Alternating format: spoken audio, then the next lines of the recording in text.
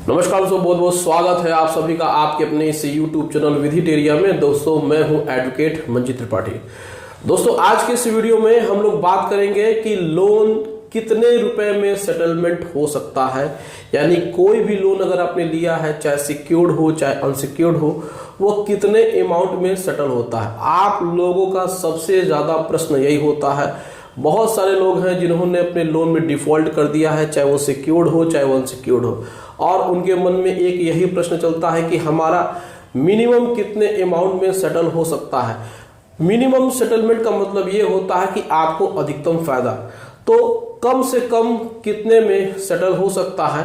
तो आज के इस वीडियो में हम आपको इसी बात को डिटेल से बताएंगे और आपको ये भी बताएंगे कि कैसे आप अपने लोन को कम से कम अमाउंट में सेटल कर सकते हैं। तो दोस्तों बोर्ड के माध्यम से समझाएंगे, आप वीडियो को पूरा देखेगा, आपको स्टेप बाय स्टेप एक एक बात क्लियर होती जाएगी।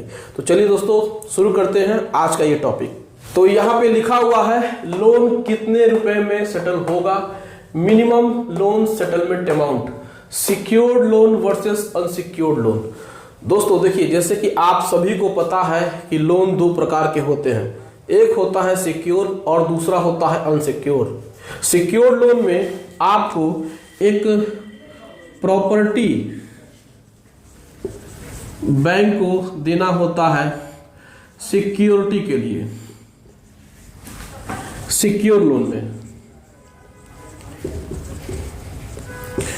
सिक्योर लोन लेने के लिए आपको एक प्रॉपर्टी मॉर्गेज रखनी पड़ती है सिक्योरिटी के पर्पज से, चाहे कोई भी हो, होम लोन हो या कोई भी बिजनेस लोन हो, चाहे किसी प्रकार से। वहीं दूसरी तरफ अनसिक्योर्ड लोन में आपको किसी प्रकार की कोई भी प्रॉपर्टी को गिरवी नहीं रखनी पड़ती है, न ही उसका मॉर्गेज करना पड़ता है आपको लोन लेने के लिए। तो ये अंतर होता है सिक्योर और अनसिक्योर में। लेकिन जैसे ही आप अपने लोन में डिफॉल्ट कर देते हैं, आपका अकाउंट एनपीए हो जाता है, तो फिर आप यहाँ पर सेटलमेंट की बात करते हैं।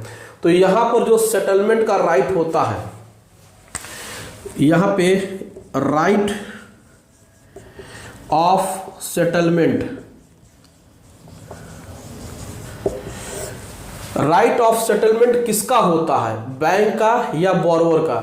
ये सबसे बड़ा प्रश्न है और इस बात को बहुत लोग नहीं जानते हैं। बहुत लोग सोचते हैं कि जो बोरोवर है वही राइट का होल्डर होता है, यानी कि उसी के पास ये राइट होता है कि वो अपने लोन का सेटलमेंट करा ले, यानी वो अपने लोन का सेटल कराने का अधिकारी होता है। लेकिन आपको हम बता दें कि बोरोवर के पास कोई राइट नहीं होता है वह अपने लोन का सेटलमेंट कराए। हमेशा राइट उसके पास होता है जो लोन देता है। तो यानी कि राइट ऑफ सेटलमेंट किसके पास होता है? बैंक के पास होता है। बैंक के पास लोन को सेटल करने का राइट होता है। ऐसा क्यों होता है? क्योंकि बैंक ने ही आपको पैसा दिया है, न कि आपने बैंक को पैसा दिया है। तो जो पैसा देता है सेटलमेंट करने का राइट उसी का होता है। अब आप सोचिए कि आपने किसी व्यक्ति को 10 लाख रुपए उधार दिया है और वह व्यक्ति कुछ सालों के बाद या कुछ महीनों के बाद आपसे कहता है कि हम आपका 10 लाख रुपया नहीं लौटा पाएंगे, आप हमसे 2 लाख रुपए ले लीजिए। तो यहाँ पर आप उसको सीधे मना कर देते हैं कि नहीं, हमारा 10 लाख रुपए ही चाहिए। आप उसके ऊपर कंडीशन लगाते हैं। आप उससे कहते हैं कि चलो 2 लाख नहीं, कम से कम 5 लाख या 8 लाख दे दो। तो यहाँ पर जो राइट होता है वह आपका होता है। उसी तरीके से सेटलमेंट का जो राइट होता है वह बैंक का होता है, न कि बोरोवर का होता है। अब हम आपको बता दें कि मिनिमम सेटलमेंट अमाउंट कौन फिक्स करता है। तो मिनिमम सेटलमेंट अमाउंट फिक्स करता है बैंक, न कि बोरोवर। बैंक मिनिमम अमाउंट को फिक्स करता है, यानी राइट इसके पास है तो यही फिक्स करेगा। बोरोवर हमेशा रिक्वेस्ट कर सकता है।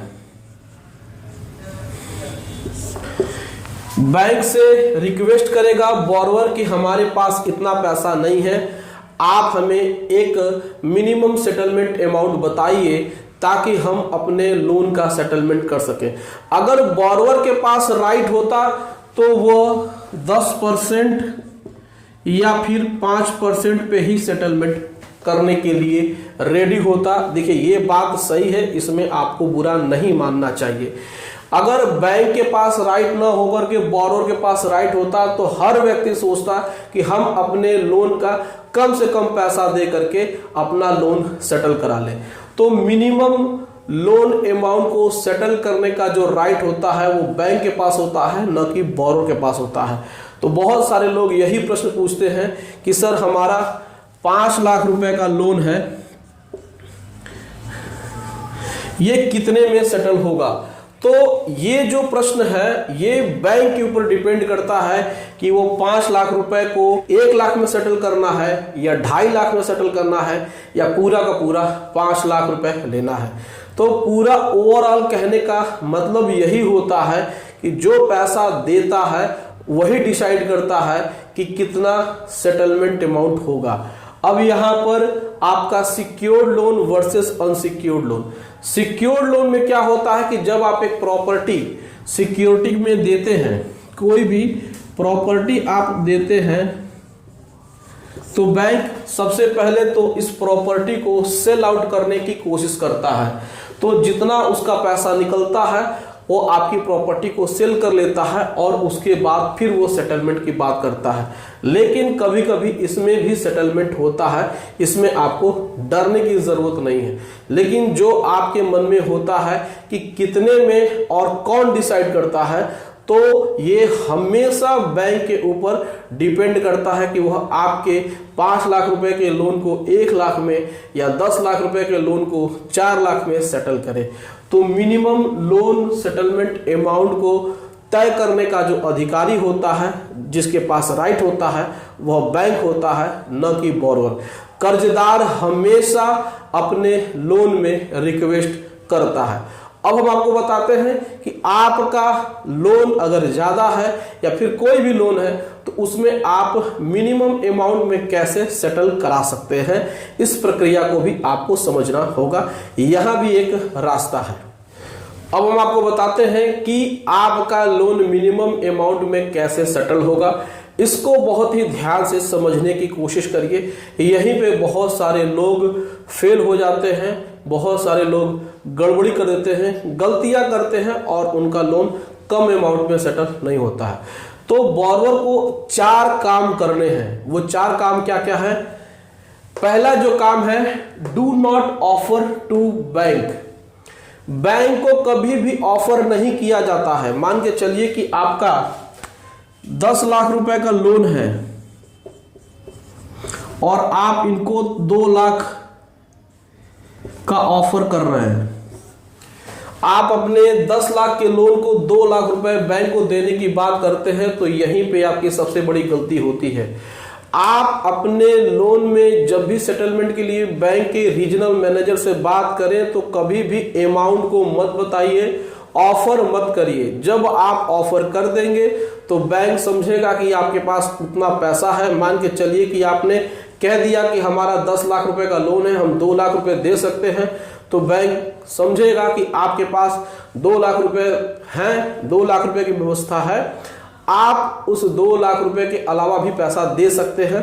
तो बैंक सोचती है कि आपको और परेशान किया जाए, आपको थोड़ा सा टॉर्चर किया जाए, आपको थोड़ा सा हैरान परेशान किया जाए, तब जाकर के आप और पैसा देंगे। तो कभी भी आप ऑफर मत करिए बैंक को। दूसरा जो काम है वो आपको नहीं करना है, वो ये है, डू नॉट डिस्क्लोज अमाउंट। जैसा कि मैंने अभी बताया, अमाउंट को डिस्क्लोज नहीं करना है कि हम 2 लाख दे सकते हैं, 10 लाख के लोन में 3 लाख दे सकते हैं, 4 लाख। तो ये दोनों एक ही कैटेगरी में आ जाएगा। अमाउंट को आपको डिस्क्लोज नहीं करना है। अगर आपने अमाउंट को डिस्क्लोज कर दिया तो बैंक उस अमाउंट से ज्यादा ही पैसा मांगेगी, कम नहीं करेगी। मान के चलिए 10 लाख के लोन में आपने 5 लाख बोल दिया, तो बैंक समझेगी 5 लाख की व्यवस्था है, थोड़ा और इनको परेशान किया जाए तो ये 7-8 लाख रुपया दे सकते हैं। तो पहला है ऑफर नहीं करना है, दूसरा है अमाउंट को डिस्क्लोज नहीं करना है, तीसरा जो है ऑलवेज रिक्वेस्ट टू बैंक। हमेशा कोशिश करिए रिक्वेस्ट करने की। आप अपनी फाइनेंशियल कंडीशन, अपनी आर्थिक स्थिति उनको बताते रहिए कि सर पैसा नहीं है, बिल्कुल भी पैसा नहीं है, खाने तक के पैसे नहीं है, फैमिली चलाने तक के पैसे नहीं है, इसलिए हमारे पास इतना पैसा नहीं है। तो आप हमेशा रिक्वेस्ट करेंगे, ऑफर और डिस्क्लोज नहीं करेंगे। तो ये हो गया तीसरा पॉइंट, इसको भी ध्यान रखिए। और सबसे इंपॉर्टेंट बात, मैंने बार बार 1000 बार अपनी वीडियोस में एक बात कही है कि आपको सही अथॉरिटी से बात करनी है, न कि आपको रिकवरी एजेंट और बैंक के मैनेजर से बात करनी है या कलेक्शन वाले से बात करनी है। आपको बात करनी है कंसल्ट विद आरएम। आरएम का मतलब रीजनल मैनेजर। अगर आप रीजनल मैनेजर के ऑफिस में जाकर रिक्वेस्ट लेटर देते हैं, उनसे रिक्वेस्ट करते हैं, तो आपका लोन सेटल्ड हो जाएगा। तो इन चारों बातों को आप ध्यान में रखते हैं तो आपका लोन कम अमाउंट में सेटल हो सकता है। तो सेटल करने का जो राइट होता है वो बैंक के पास होता है, और सेटलमेंट अमाउंट मिनिमम चाहे मैक्सिमम निर्धारित फिक्स करने का जो अधिकार होता है वो बैंक के पास होता है।